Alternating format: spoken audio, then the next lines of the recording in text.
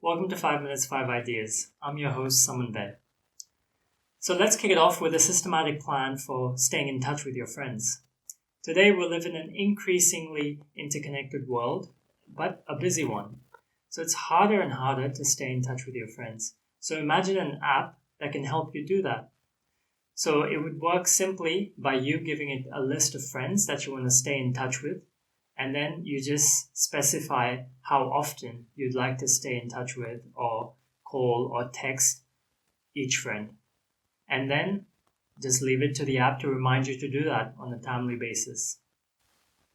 The second idea is that of a stick-on GPS tracker.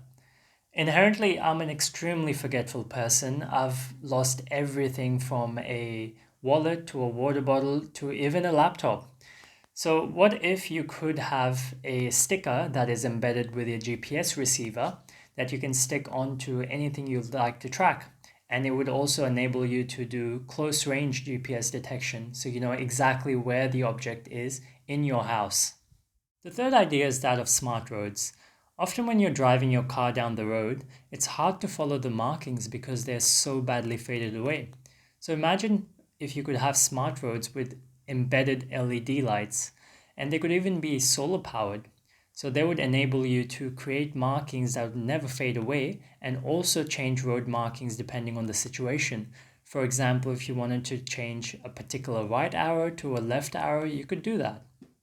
The fourth idea is that of a self-service haircut machine. So every time I go to a barber, I get a slightly different haircut, and that varies even more if I go to a different barber.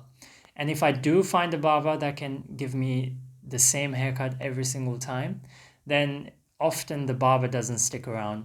So it would be really nice to have a robot that can do your haircut for you. So it's similar to a vending machine, which you feed it cash and it gives you food, so instead you would just get a haircut. The final idea is that of an invisible fly screen.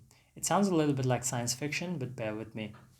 So conventional fly screens are typically made out of metal mesh material that can often obstruct the airflow into the house, leading to a very stuffy surroundings, even though it's managing really well to keep the bugs out. And it's important to mention that these fly screens are very ugly. And that's relevant if you're in a skyscraper with amazing views, but there's a fly screen in the way.